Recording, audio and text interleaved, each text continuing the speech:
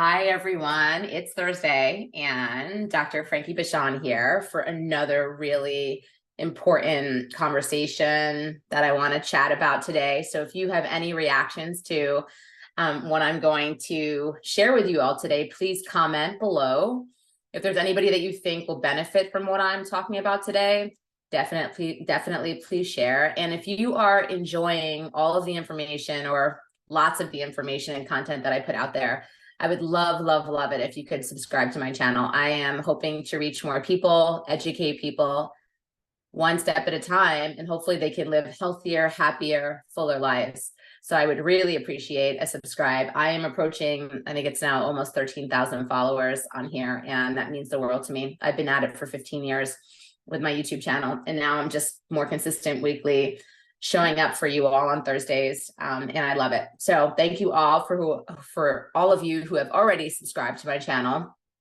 And if some of you are not familiar with me, I'm a clinical psychologist. I'm the CEO of a matchmaking firm that has been around since 2009. It's called Little Gay Book, and you can visit us at littlegaybook.com.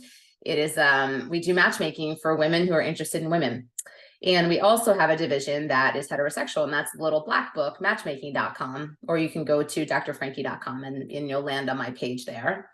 And I'm a coach, I'm an educator, and I'm a board certified sex therapist. So I kind of cover everything about interpersonal relationships, whether it be dating, romance, communication, co-parenting, sex, intimacy, kinks, things like that. So it's just anything related to relationship. So please keep coming back and let me know if there's anything that I'm not covering that you really wish I did.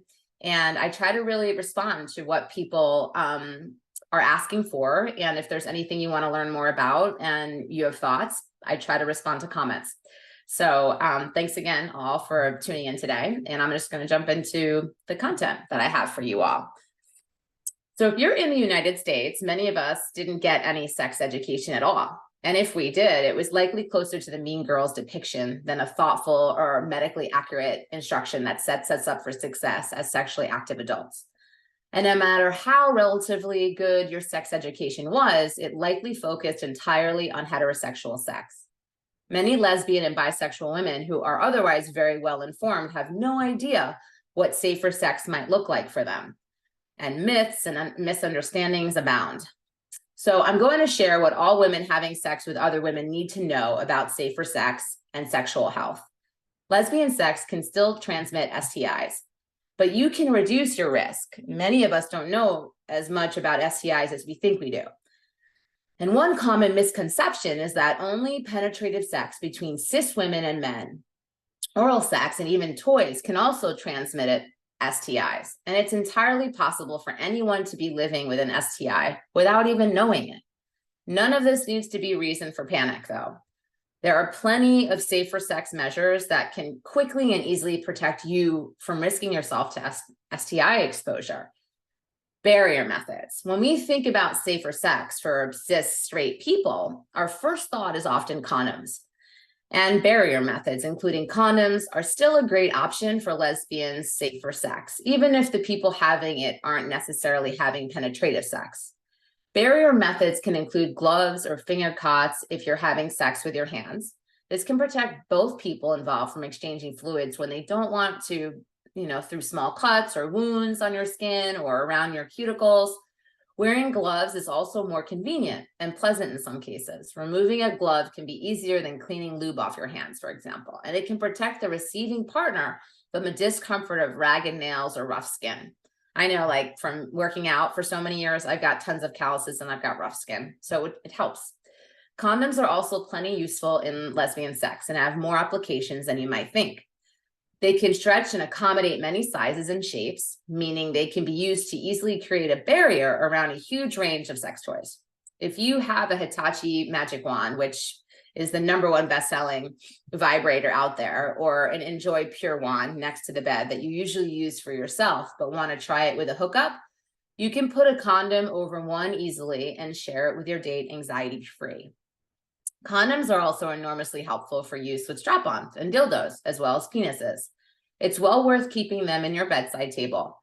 Condoms are also helpful for any toys you plan to use with more than one partner or used with one partner in multiple ways. They can cause infection to use the same toy for anal and then later vaginal sex. And I know nobody likes getting UTIs, not fun at all. But using a condom means you can change it in between and continue on without worrying about all that stuff. Dental dams. And I know a lot of us cringe when I say the word dental dams, but they are perhaps the most maligned of any lesbian safer sex method. They can be difficult to find, and many feel that they take the pleasure out of both giving and receiving oral sex. At the same time, chlamydia, gonorrhea, and syphilis can all be transmitted through cunnilingus. Some might prefer the option like Laurel's, which promise to be easier to use and wear than dental dams, and they boast material 0.07 millimeters thin for maximum sensation. Sounds pretty amazing to me, and it's safe. Safety and sanitation with toys and accessories. For many queer women, toys are a fun and significant part of our sex lives, whether solo or with others. Although it can feel like using means avoiding direct body fluid contact, there are still safety priorities to keep in mind when using toys in any context, really. Before even using a toy, it's important to shop for the right one. Some toys are made with materials that unfortunately aren't body safe. Oftentimes, sex toys are categorized for sale as novelty purchases, which means that they aren't regulated by the FDA or other governing bodies for our safety. If you've shopped at a general online marketplace for toys and been delighted to find a super cheap toy with great reviews, it's likely that the low price is due to using cheaper, unsafe materials that can leach toxic chemicals into your body. Just a few of these unsafe materials include jelly rubber, PVC, BPAs, low-grade silicone or glass. These materials should be avoided at all costs. Look for toys that say they're, I can't even pronounce it, phthalate, PHTHALATE, and PBA free, and that state they're made of materials including medical grade silicone, medical grade stainless steel, borosilicate glass, so that's BOROSILICATE, ABS plastic, lucite. Some materials are safe in certain contexts. It's important to remember that to use sex toys safely, you should be fully sanitizing them regularly, definitely in between partners. Some materials like wood and leather aren't fundamentally unsafe for your body, but can't be fully sanitized because they're porous materials that absorb body fluids. This means that they shouldn't be used internally or for penetration. They're more appropriate for external use, like wooden spanking paddles or leather strap-on harnesses.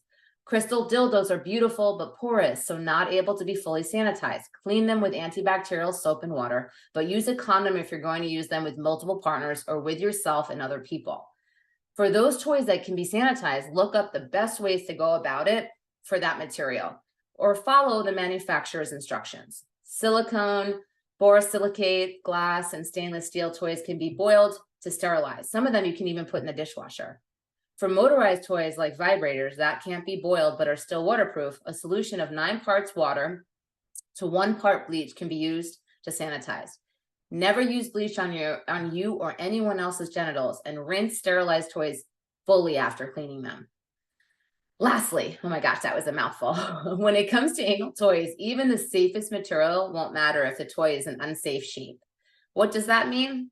Unlike the vagina, which is a cervix, the rectum doesn't have a barrier to block foreign objects, and it's easy to lose a toy inside of the body if inserted in the rectum. Yes, I just said that. This is why you hear about people needing to go to the ER to have toys removed. To prevent this, make sure that anything inserted anally has at least a 2-inch base that extends beyond the body of the toy itself. Regular testing and pap smears are key. People go to the gynecologist on a yearly basis, please. Part of STI safety for anyone of any gender is regular testing. And for people with vulvas and uteruses, regular gynecological exams are really important and necessary. Regular STI testing is part of a full commitment to health for both you and your partners, and can be a simple part of regular visits to your doctor or local health clinic. Pap smears for people with a cervix can only help detect STIs, but more serious health risks like the human papilloma virus that can cause cervical cancer. Some doctors, included incorrectly, believe that pap smears are only necessary for women having sex with cis men.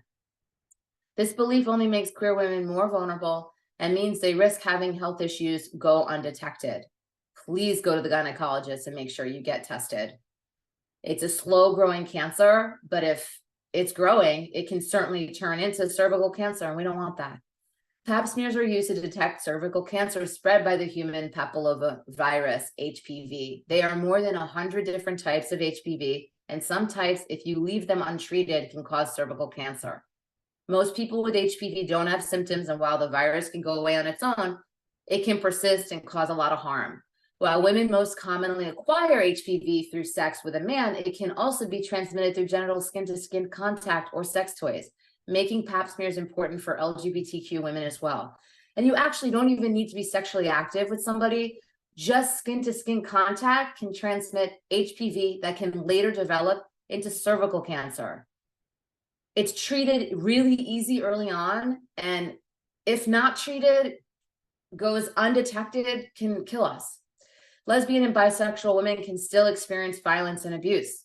Safer sex includes psychological and physical safety. Coercive or non-consensual sex is categorically unsafe sex, and queer women are still at risk for sexual violence. Experiencing sexual violence or coercion is never your fault and not something you're responsible for preventing.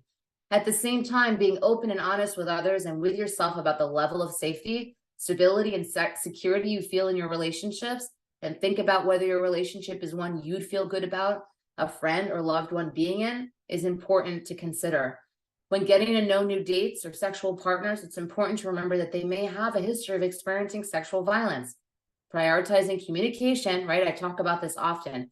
Communication, communication, communication. And explicit consent in sexual encounters can help make sure that everyone is safe and the experience is pleasurable. It's everyone involved. All right. I know that was a mouthful. I appreciate you all. Thank you for being here with me today, and I will see you next Thursday. And don't forget to subscribe. Take care.